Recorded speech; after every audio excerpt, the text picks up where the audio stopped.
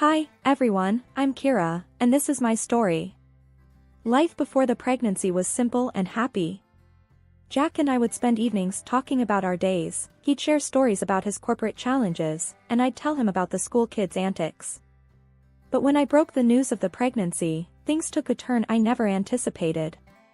One evening, as Jack walked in, I was setting the table, battling waves of nausea but determined to keep things normal. "Hey, Jack, how was work today?" I asked, trying to sound cheerful. He barely looked up from his phone. "Same old, Kira. Deadlines and demands. What's for dinner?" I felt a pang of disappointment at his disinterest but brushed it aside. "I made your favorite, spaghetti. But, I need to tell you something important." Jack finally looked up, his brow raised. "What's up? You look pale. Don't tell me you're sick, we can't afford a doctor's bill right now." The concern in his voice was overshadowed by the hint of irritation. I hesitated but knew I couldn't keep it in any longer. "It's not that, Jack.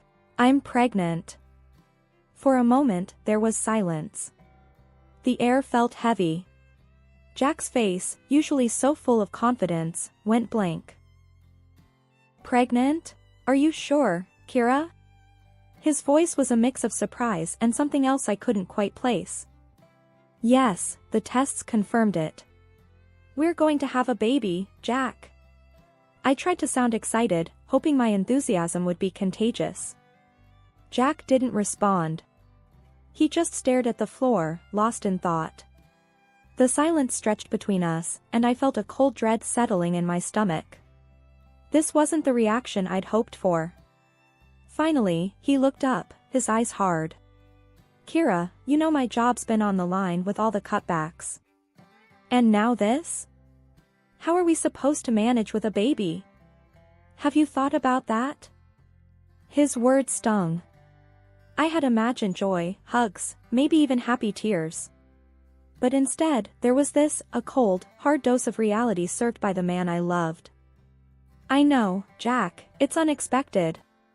But it's also a blessing, isn't it? We can make it work. Maybe I can take some extra tutoring on the side, and..." Jack cut me off, his voice rising. "Extra tutoring? Kira, you're not thinking straight. A baby is not just about extra expenses for a few months.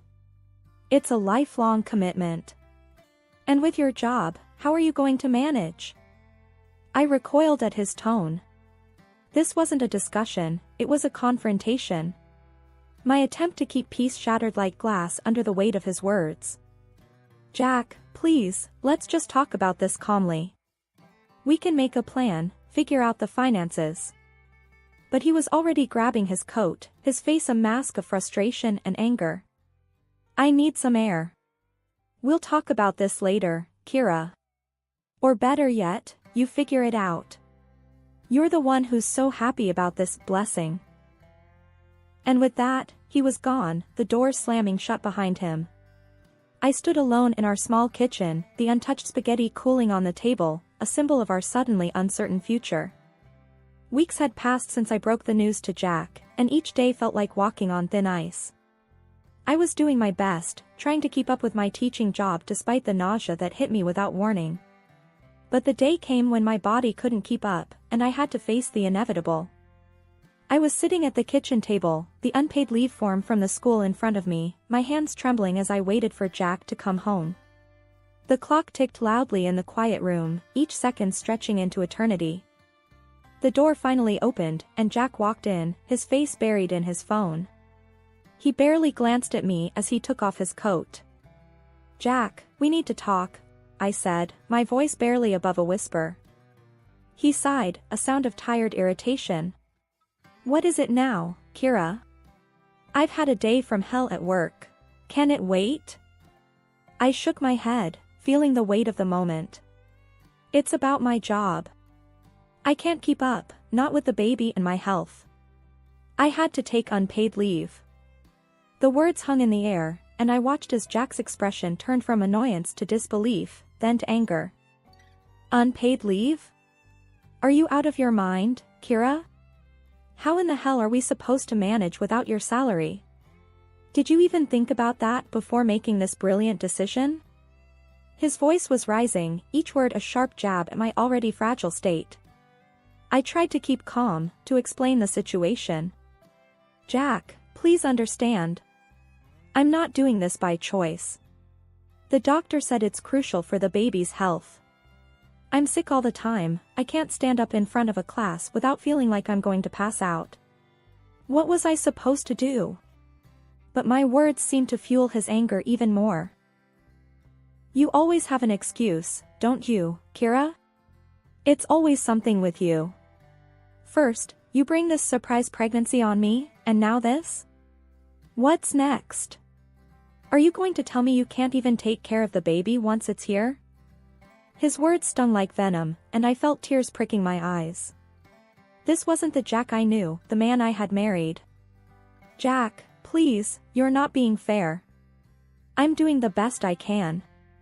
It's not like I'm sitting around, enjoying this. Do you think I like being sick, feeling weak all the time? This is hard for me too, you know. There was a moment of silence as Jack paced the room, his hands clenched into fists, his breathing heavy. You know what, Kira? I'm done. I'm done dealing with this day in, day out. You figure out how to manage your situation, but don't expect me to stand around and watch our lives go down the drain because you can't handle it. I've got my own problems to deal with. The days following our confrontation felt like moving through a thick fog. Jack's presence in the house became like a shadow, barely speaking, his face a mask of cold indifference. I missed the sound of his laughter, the warmth of his touch, but all that seemed like a distant memory now, buried under the weight of our current reality. I was sprawled on the couch, a hand on my belly, trying to find some comfort in the little life growing inside me, when Jack walked in from work. His steps were heavy, the slamming of the door louder than usual. Jack, you're home early, I said, attempting to break the ice that had formed between us. He grunted in response, tossing his keys on the table with a clatter. Yeah, well, not like there's anything better to do. Can't exactly go out with the guys knowing I've got a whole circus to deal with at home. His words were like daggers, and I felt my heart sink. Jack, I don't know what to say anymore. I'm trying here, really trying. But it's like nothing I do is right in your eyes. He let out a dry laugh, void of any humor. Right? Kira, let's not kid ourselves.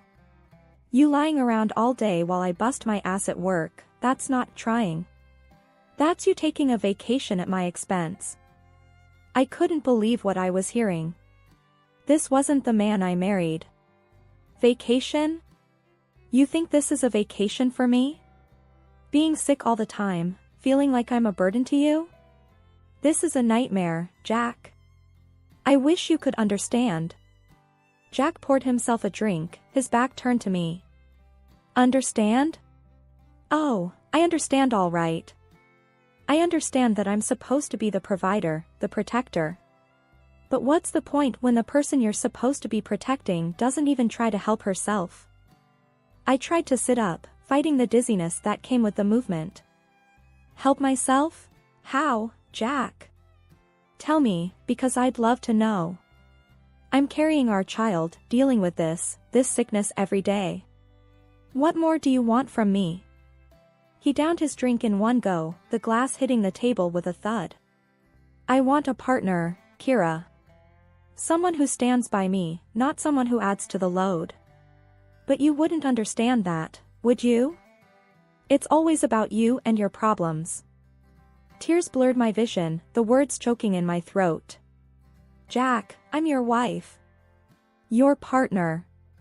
But it feels like I'm nothing to you now. I'm scared, Jack. Scared of what's happening to us, scared of facing this alone. For a moment, there was silence, the kind that screams louder than words. Then Jack stood up, his figure looming over me. Scared? You're not the only one, Kira. But unlike you, I don't have the luxury of breaking down. I've got to keep it together, for both of us. Because if I don't, Who will? The day we had the appointment with Dr. Harris felt like walking into a storm.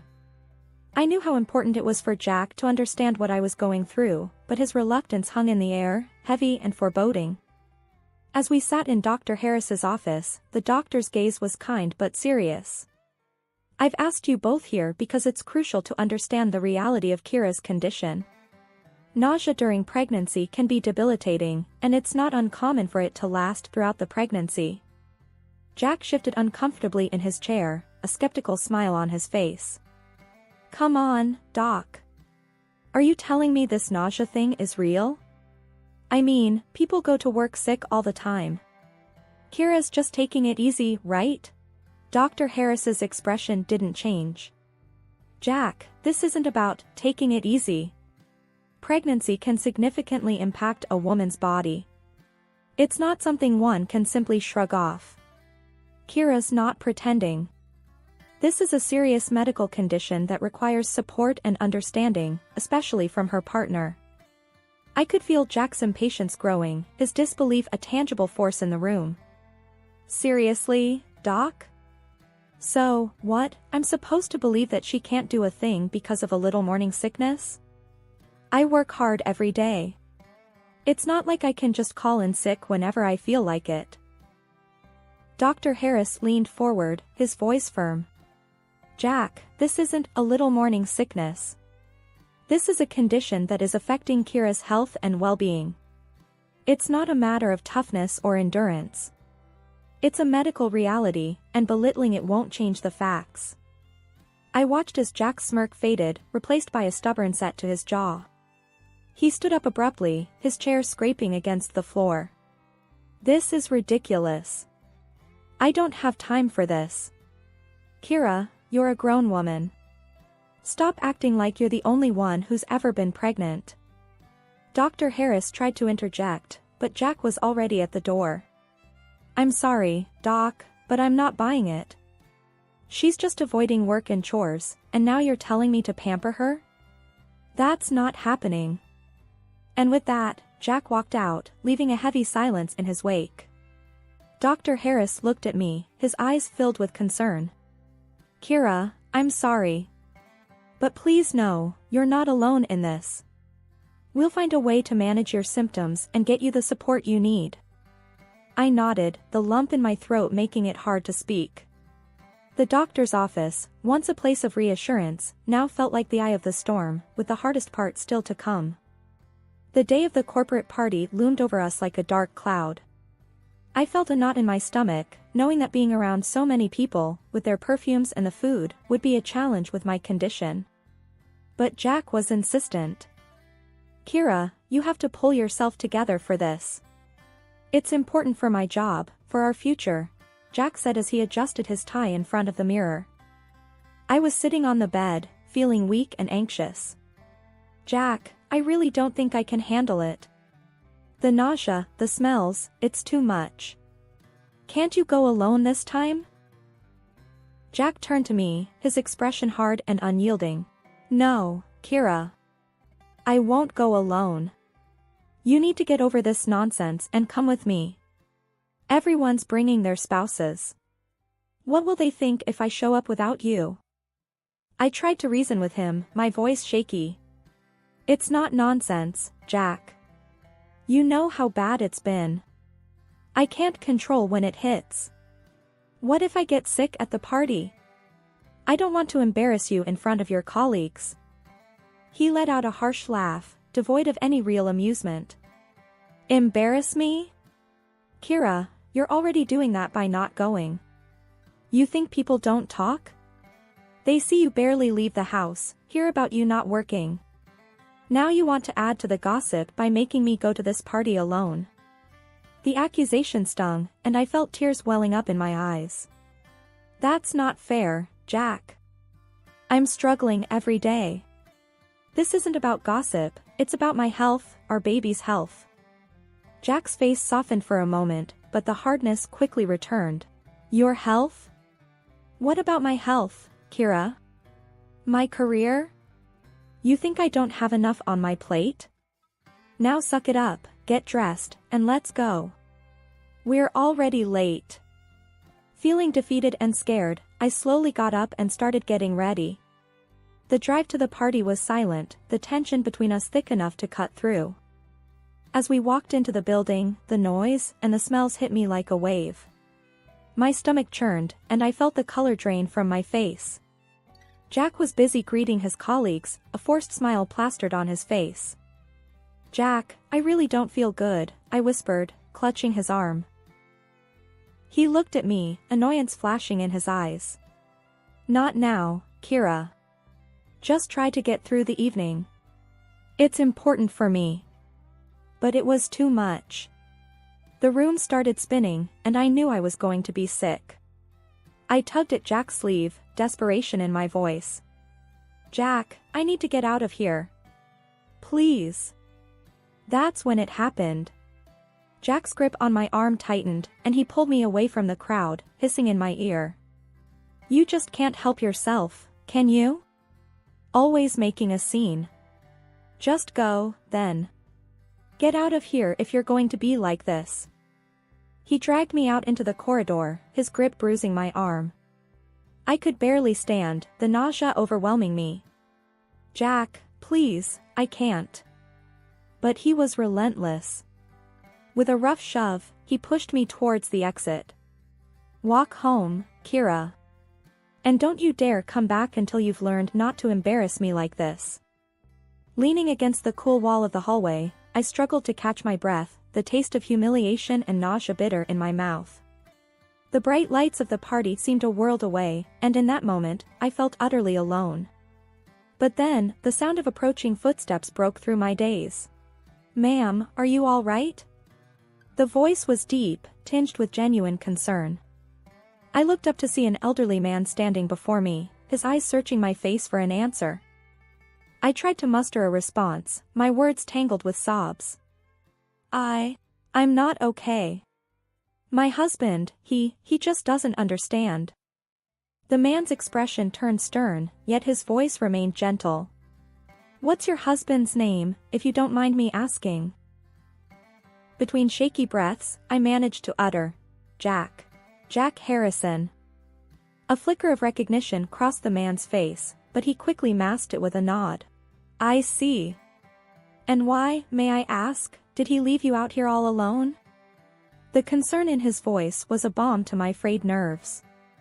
I found myself confiding in this stranger, telling him about the pregnancy, the nausea, and how Jack had dismissed my struggles and pushed me away. The man listened intently, his jaw tightening with every word I spoke. "That's no way for a man to treat his wife, especially in your condition. Jack ought to be ashamed.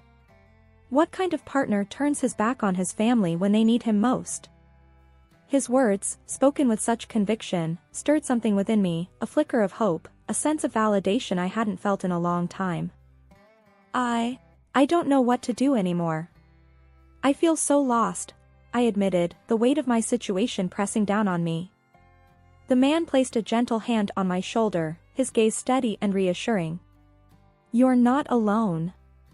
Not anymore. Come, let's find you a place to sit down and get some water. You need to take care of yourself, for your sake and your baby's." As we walked to a quieter area, I couldn't help but feel a surge of gratitude for this kind stranger's kindness. We found a secluded table, and he brought over a glass of water, urging me to take small sips. The man then took a seat across from me, his demeanor shifting from compassionate to resolute. "I'm going to have a word with Jack. It's high time someone set him straight. No one should treat their partner the way he's treated you tonight." Before I could protest, the man was on his feet, his figure exuding an authority that made me realize he was someone of significance. But more than that, he was someone who saw my pain and chose to stand by me when I felt most vulnerable. It wasn't long before the calm was shattered by a commotion coming from the main hall. Curiosity got the better of me, and I edged closer to see what was happening. There, in the center of the room, stood the elderly man, now commanding the attention of everyone. Beside him was Jack, looking like he wished the ground would swallow him whole. I could barely hear over the murmur of the crowd, but the stern voice of the older man cut through the noise. "Ladies and gentlemen, I stand before you not just as the director of this company but as someone who believes in the core values we all hold dear. It has come to my attention that one of our own has grossly failed to uphold these values in his personal life. The room fell silent, every eye locked on the scene unfolding. Jack's face had turned an ashen color, his usual confidence nowhere to be seen. The director continued, his gaze unwavering. Jack Harrison, you have not only let down this company but also the very family you vowed to protect and respect. Mocking your pregnant wife, leaving her in distress, is behavior that I cannot and will not tolerate under any circumstances. I could feel the eyes in the room shifting between Jack and the director, whispers and murmurs filling the space with a mixture of shock and disbelief. Jack finally found his voice, though it was nothing more than a weak stammer. Sir, you don't understand. Kira, she's just overreacting. She's making it all up. It's not like it sounds. The director's eyes narrowed, his disappointment clear. Overreacting? Jack, you were seen manhandling your wife, dismissing her health concerns, and leaving her alone and unwell. Is that the kind of man you are? Is that the example you set? Jack seemed to shrink with every word, his usual bravado fading into nothingness. The crowd was watching, some with open disapproval, others with whispered conversations behind their hands. Sir, please, I didn't mean for it to. I was just stressed, that's all, Jack pleaded, his voice barely audible. The director shook his head, his decision made. Stress is no excuse for your behavior, Jack. Effective immediately, you are relieved of your duties at this company. I will not have someone who exhibits such disregard for their family representing us in any capacity. The finality in the director's voice left no room for argument. Jack stood there, defeated and alone, as the director turned his attention to the crowd. Let this be a reminder to all of us. Our actions, both in our professional and personal lives, reflect on who we are. Let's strive to be better, to support and respect those around us. As the director stepped down, the room erupted into a low buzz of conversations. Jack made a hasty exit, his fall from grace complete. The days following the party felt surreal, like I was living in a dream, or perhaps finally waking up from a nightmare. The silence in the house was no longer suffocating, it was peaceful, a space for me to breathe and gather my thoughts. Sitting at the kitchen table with a cup of tea, I watched the early morning sun paint the room with a gentle light. It was then that the doorbell rang, a sound that once would have sent a jolt of anxiety through me. But not today. Today, I felt a strange sense of calm. I opened the door to find Jack's director standing there, his face somber yet kind. Kira, may I come in? I nodded, stepping aside to let him in. Of course, please. As we sat at the table, the director folded his hands, his gaze meeting mine. I wanted to check on you, after everything that happened. And to talk about what comes next. I took a deep breath, the weight of his words settling in my heart. Thank you. It's been a lot to process. But I feel like it's time to move forward, to make some changes. The director nodded, a look of understanding in his eyes. That's a good mindset to have. And you won't be alone in this. The company has a support system for situations like these. We can offer counseling, legal advice if you need it, and financial support, especially with the baby on the way. The kindness in his offer brought tears to my eyes. I don't know what to say. Thank you. This means so much to me. He offered a gentle smile. It's the least we can do. No one should go through what you've been through alone. And as for Jack, he's been given the resources to seek help too. It's up to him to decide what to do with them. I nodded, a sense of closure washing over me. Jack's path was his to choose, but mine was clear now. It was time to rebuild, to create a new life for myself and my baby. The director stood, placing a business card on the table. If you need anything at all, you call this number. We're here for you, Kira. After he left, I looked around the quiet house, the walls echoing with the promise of a new beginning. I picked up the business card, running my fingers over the embossed letters. It was more than just a piece of paper, it was a lifeline, a symbol of hope. I took a sip of my tea, the warmth spreading through me. With the support of people who cared and the strength I had found within myself, I knew I could create a brighter future, a new dawn not just for me, but for the little life growing inside me. And as I watched the sun climb higher into the sky, I realized that this wasn't the end of my story. It was just the beginning.